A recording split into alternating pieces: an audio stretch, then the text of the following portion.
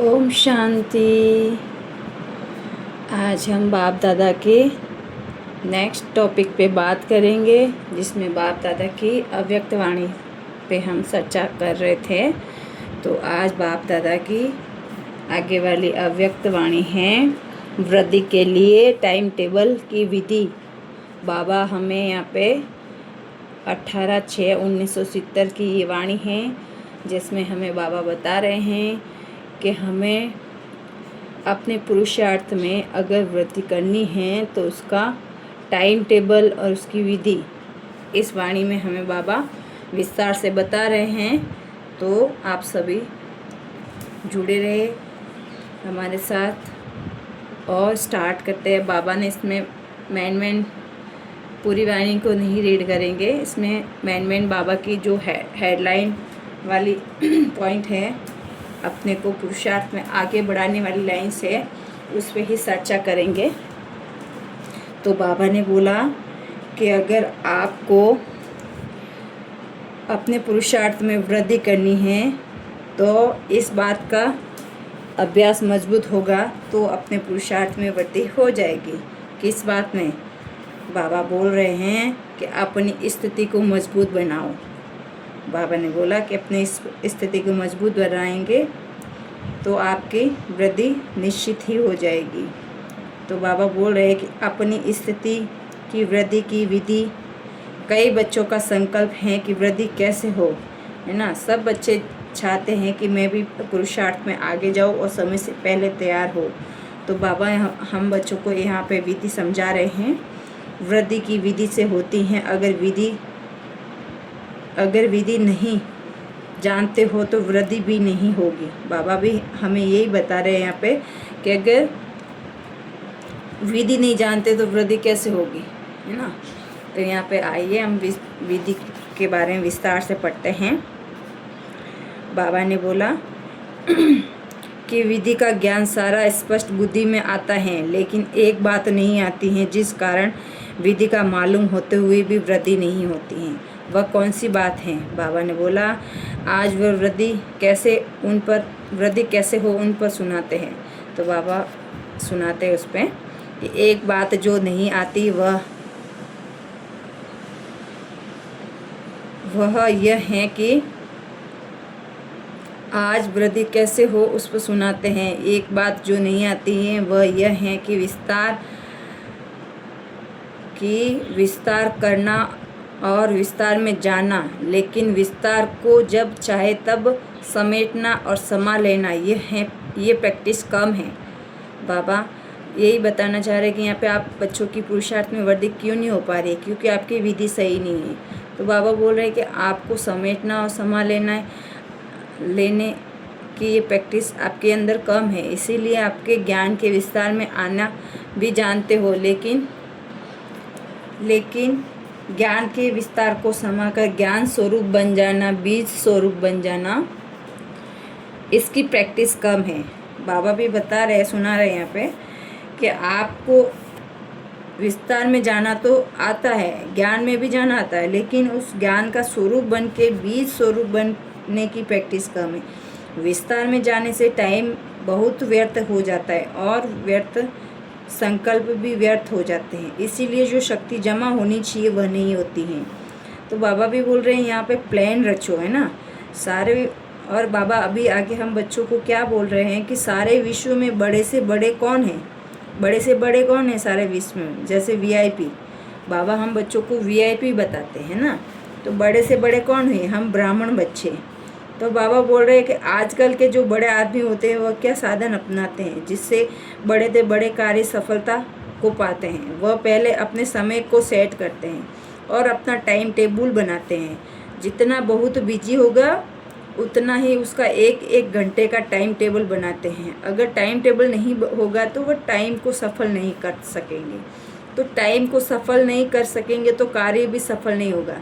इसलिए बाबा हमें यहाँ पे वीआईपी की लिस्ट में डाल रहे हैं हमें कि आप भी वीआईपी की तरह अपनी दिनचर्या का टाइम टेबल बनाओ। तो बाबा बोल रहे कि अपनी डायरी में नोट रखते हो ये टाइम टेबल। बाबा बोल रहे हैं कि जब आप अपनी डायरी में नोट रखते हो तो आपका भी बड़े से बड़े आदमी की तरह ही टाइम टेबल बन जाएगा। तो बाबा बोल रहे हैं कि एक विधि है, बाबा एक विधि के जरिए हमें समझाना चाहते हैं कि आप कैसे कर सकते हो टाइम टेबल बना के, है ना। जैसे वह सवेरे लोग दिन का आरंभ होता है तो टाइम टेबल बनाते हैं, इस रीति आप हर एक अमृत वेले से ही टाइम टेबल बनाओ। आज के दिन क्या क्या करना है, जैसे शारीरिक कार्य का टाइम टेबल बना है ना, वैसे ही आत्मा की उन्नति का भी टाइम टेबल बनाओ। समझा। बाबा बोल रहे कि अटेंशन और चेकिंग कम है। अगर आत्मा की उन्नति का टाइम टेबल नहीं बनाया तो समझो कि आप अपने ऊपर अटेंशन और चेकिंग कम करते हो, तो उसकी चेकिंग कम होगी तो फिर सफलता भी कम मिलेगी। तो बाबा बोल रहे कि आज के दिन इतने कार्य समाप्त करने, इस रीति से आज के दिन अव्यक्त स्थिति का इतना परसेंटेज और इतना समय निकालना है, ये सब टाइम टेबल बनाना है और डायरी में नोट करना है। तो बाबा बोल रहे कि अपनी डायरी बनाओ जैसे 1 घंटे का स्थूल कार्य बना हुआ है, इस रीति आत्मा की उन्नति का भी कार्य नोट करो, प्लान बनाओ। जैसे स्थूल कार्य करने के बाद उस पर राइट डालते हो ना, ये हो चुका है, ये नहीं हुआ है, तो इस रीति से प्लान बनाओ। बाबा बोल रहे हैं कि आज के दिन मैं ये चेक कर ही छोड़ूंगी, ये कर ही छोड़ूंगी, ऐसे ऐसे पहले से प्रतिज्ञा करो। तो हमारे पहले से जो प्रतिज्ञा होती है ना, फिर प्लान होता है, तो फिर प्लान होता है तो फिर प्रैक्टिकल भी होगा। और अगर प्रैक्टिकल के बाद होती है चेकिंग, तो ये हुआ, ये प्रैक्टिकल के फिर होता है प्रैक्टिकल, और प्रैक्टिकल के बाद होती है फिर चेकिंग, ये हुआ ये नहीं हुआ, उसके हम चेकिंग करते हैं। तो चेकिंग के बाद होती है जो बीती सो बीती, है ना। चेकिंग के बाद हम जो बीती सो बीती करते हैं ना, नथिंग न्यू, उसको नथिंग न्यू करके भूल जाओ वहाँ पे, उसको आगे रिमाइंडर मत रखो मतलब दूसरे दिन के लिए। तो बाबा बोल रहे हैं कि जो आत्मा की उन्नति के लिए साप्ताहिक प्लान बना सकते हो, और क्या क्या कर सकते हो, जब इतना अटेंशन रखेंगे ना, तो तब समय से पहले संपूर्ण बन जाएंगे। समय के अनुसार अगर संपूर्ण बने तो फिर इतनी प्राप्ति नहीं होगी, है ना। बाबा बोल रहे हैं कि आप अपने ऊपर इतना अटेंशन रखोगे ना, तो आप समय से पहले संपूर्ण बन जाएंगे। तो और अगर अटेंशन नहीं दिया तो समय फिर संपूर्ण बनाएगा। समय के साथ तो बनना कोई बड़ी बात नहीं है, समय से पहले संपूर्ण बनेंगे तो उसकी प्राप्ति भी हमें अनेक जन्मों की होगी। तो बाबा बोल रहे हैं कि ईश्वरीय अगर समय से पहले संपूर्ण बनेंगे ना, तो उस संपूर्णता का हम अनुभव कर सकेंगे। बाबा बोल रहे हैं तो हमें ईश्वरीय अतीन्द्रिय सुख की निरंतर क्या है होता है, उसका अनुभव यही करना है। बाबा बोल रहे हैं कि अतीन्द्रिय सुख निरंतर क्या होता है, उसका अनुभव हमें इसी जन्म में करना है ना। तो वो समय से पहले होगा तभी तो हम कर पाएंगे ना। समय के साथ चलेंगे तो फिर समय पास में आ जाएगा, फिर उसके बाद हम वो शायद सुख अनुभव नहीं कर सकेंगे संगम युग पर। तो बाबा बोल रहे हैं कि जितना जो सर्विसेबल होता है ना, वह ऐसे ही कार्य यथार्थ रीति से कर सकते हैं। सर्विसेबल बाबा यहाँ पे सर्विसेबल बच्चों की यथार्थ रीति डेफिनेशन बता रहे हैं कि जो सर्विसेबल होते हैं ना, वह ऐसे कार्य यथार्थ रीति से कर सकते हैं। सभी से सर्विसेबल है ही ब्राह्मण, ब्राह्मणों से भी तो सर्विसेबल, देवताओं से भी तो सर्विसेबल ब्राह्मण है। ब्राह्मणों को बाबा ने कितना ऊंचा पदवी दिया हुआ है कि देवताओं से भी ऊपर है ब्राह्मण, है ना। तो बाबा हमें कितना ऊपर रखते हैं सबसे। उसकी परख क्या होगी, सेंस के साथ एसेंस भी निकालना सीखना है। एसेंस बहुत थोड़ा होता है और जिसकी एसेंस निकालते हैं वह बहुत विस्तार होता है। तो सेंस भी अच्छा चाहिए और एसेंस निकालना भी आना चाहिए। कोई भी सेंस बहुत हैं लेकिन एसेंस में टिकना नहीं आता, तो दोनों ही अभ्यास चाहिए। सुनाया था ना कि आप लोगों के नेचर क्योर करने वाले हो। बाबा बोल रहे कि आप ही तो कहते थे कि हम नेचर को क्योर करने वाले हैं। तो नेचर अर्थात संस्कार, जब पुरुषार्थ नहीं कर पाते हो तो दोष नेचर को देते हो। बाबा हमें ये बता रहे कि हमसे पुरुषार्थ नहीं होता तो हम नेचर को दोष देते हैं कि कर तो रहे हैं ना, चल तो रहे हैं, भाग्य में होगा उतना मिल जाएगा। तो ये हमारे क्या है, प्रेषित जन्मों के संस्कार तो है। तो हमारी नेचर ऐसी है, नेचर पर दोष रख अपने को हल्का कर देते हैं। लेकिन नहीं, बाबा बोल रहे हैं कि आप लोगों का कर्तव्य ही है नेचर को क्योर करना, है ना। तो बाबा बोल रहे हैं कि आप लोगों को अब क्या करना है,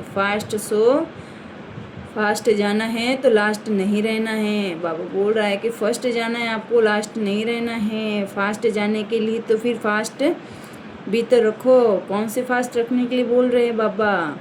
बाबा बोल रहे हैं कि टाइम टेबल बनाओ, आज इस बात की फास्ट रखेंगे, आज इस बात की प्रतिज्ञा करेंगे। उच्च चीज़ों का फास्ट रखने के लिए बाबा बोल रहे हैं, तो हमारा पुरुषार्थ तेज़ी से आगे बढ़ जाएगा। तो पुरुषार्थ में जो भी नुकसान की बातें होती हैं ना, उनकी भी फास्ट रखनी है। फिर चेकिंग करो कि कई व्रत रखते हैं और उपवास रखते हैं। बाबा बोल रहे हैं वापस स्टूल का बाबा यहाँ पे उदाहरण दे रहे हैं हम बच्चों को कि कई व्रत भी रखते, उपवास भी रखते, लेकिन खाते, लेकिन कर नहीं पाते, बीच में ही खा लेते हैं। यहाँ पर भी ऐसे ही करते हैं, जैसे भक्ति मार्ग की आदत पड़ी हुई ना कि सुबह को प्रतिज्ञा करते हैं, फिर यह नहीं करेंगे, फिर दिन आरंभ हुआ वह प्रतिज्ञा खत्म। यहाँ पे भी ऐसे ही सुबह को प्रतिज्ञा करते, फिर कह देते समस्या ऐसी आ गई, समस्या समाप्त होगी तो फिर करूँगा, अब वह संस्कार खत्म करो। बाबा बोल रहे हैं कि सारे आपकी जो पुरानी आदतें हैं ना, ये सारे संस्कार आपके जड़ बन गए हैं, इनको ख़त्म करना मेरी याद में। बाबा हमें ख़त्म करने के लिए बता रहे बार बार। बाबा यहाँ पे और भी बोल रहे हैं कि समेटना और समाना सीखो। जब समेटना और समाना सीख जाएंगे ना, तो हमारे अंदर बहुत सारे पुराने संस्कार हैं, उनको हम संभाल लेंगे।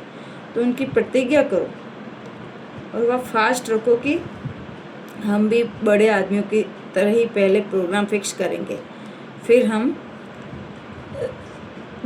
अपनी दिनचर्या को शुरू करेंगे। जब इतना निश्चय बुद्धि बनेंगे ना, तो विजय जरूर बनेंगे। बाबा बोले, बाबा में निश्चय होना चाहिए ना, लेकिन अपने में भी निश्चय तो निश्चय बुद्धि होकर कार्य करो तो विजय ही विजय है। बाबा बोल रहे हैं कि बाप में तो निश्चय है, लेकिन जब कोई कार्य करते हो तो वहाँ पे भी तो आप निश्चय बुद्धि होकर कार्य करो, तो वहाँ विजय ही विजय है। सफलता आपका जन्म सिद्ध अधिकार है, सफलता आपको मिलेगी। बाबा बोल रहे हैं विजय के आगे कोई समस्या कोई चीज़ नहीं है। फिर वह समस्या फील नहीं होगी, फिर वह खेल फील होगा। खेल में तो खेल कितनी खुशी से किया जाता है। बाबा बोल रहे हैं कि खेल तो खुशी से किया जाता है ना, तो खेल को खेल समझो। आप बोल रहे हैं कि खेल से घबराएंगे तो नहीं ना, बड़े से बड़े होकर फिर बड़े से बड़ी स्थिति भी बनाओ।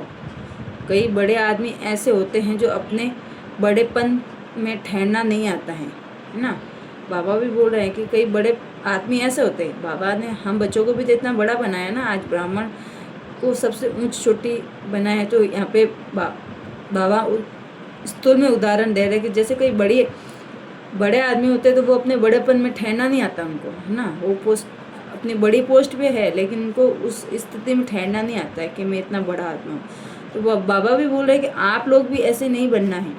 जितना बड़े हो उतना ही बड़ी स्थिति को दिखाओ, बड़ा कार्य करके दिखाओ। कम से कम 8 घंटे का लक्ष्य रखो। अव्यक्त स्थिति के लिए कह रहे हैं बाबा यहाँ पे कि हमारी अव्यक्त स्थिति कम से कम 8 घंटे तो होनी ही चाहिए। अव्यक्त स्थिति 8 घंटे बनना बड़ी बात नहीं है। अव्यक्त की स्मृति अर्थात अव्यक्त स्थिति। बाप की 2 घंटे की याद क्यों? 2 घंटे बाप की याद रही तो बाकी समय क्या किया?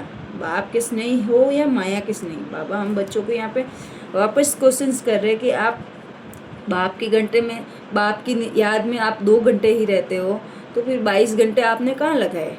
बाबा बोल रहे हैं कि आप बाप के स्नेही हो कि माया के स्नेही हो, हैं? बाबा बोल रहे हैं कि जिससे संपर्क होता है ना, तो उन जैसा संस्कार भी जरूर भरेंगे। तो हमारा संपर्क तो ज़्यादा से ज़्यादा बाबा से है, तो हमें बाबा जैसे संस्कार बनने, ना कि माया जैसे, है ना। संस्कार मिलने के आधार से ही संपर्क होता है। तो अगर बाप के स्नेही हो तो संपर्क भी हैं, तो संस्कार भी क्यों नहीं मिलते हैं? फिर बाप दादा कहेंगे कि माया के स्नेही हो, अगर 2 घंटे बाप के स्नेही हो तो 22 घंटे माया के स्नेही रहते हो क्या? बाबा भी हमसे यही क्वेश्चंस कर रहे हैं। बाबा आज बहुत नाराज़गी वाली बात कर रहे हैं हमसे कि आप 22 घंटे माया के स्नेही बन के रहते हो, मेरी याद में तो आप 2 घंटे ही रहते हो। तो सर्विस भी करते हो लेकिन संपर्क को न छोड़ो। संपूर्ण स्टेज तो नज़दीक रहने की है ना। बाबा बोल रहे हैं कि स्नेह सर्विस तो करते भी हैं स्नेह को, लेकिन संपर्क न छोड़ो। संपर्क मतलब उसके जैसा भी तो बनना है। बाबा बोल रहे पुरुषार्थ के, परंतु पुरुषार्थ के कारण भी फिर मार्जिन देते हैं कि कम से कम तो 8 घंटे का लक्ष्य रखो।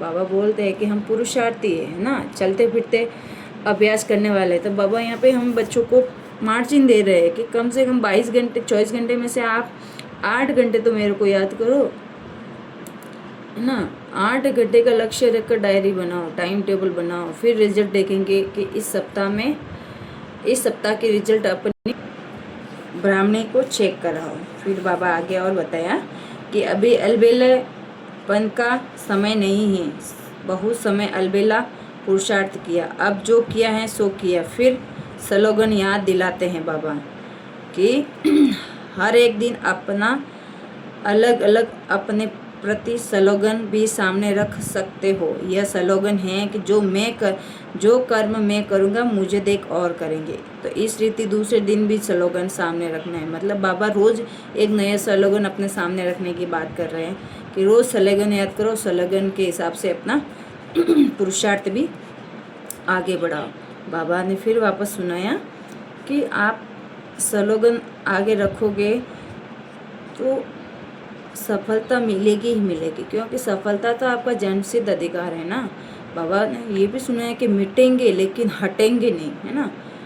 फिर बाबा ने हमें लास्ट में एक ड्रिल भी करवाई कि फरिश्तों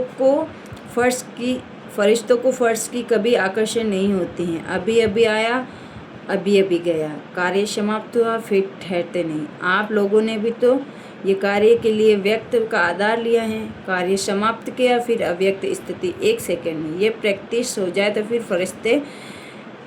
फरिश्ते कहलाएंगे। अच्छा, बाप दादा ने अपनी वाणी को यहीं विराम दिया। ओम शांति। नेक्स्ट टॉपिक में हम नेक्स्ट वाणी पे चर्चा करेंगे। आप डेली हमारे साथ यहीं जुड़े रहे। ओम शांति।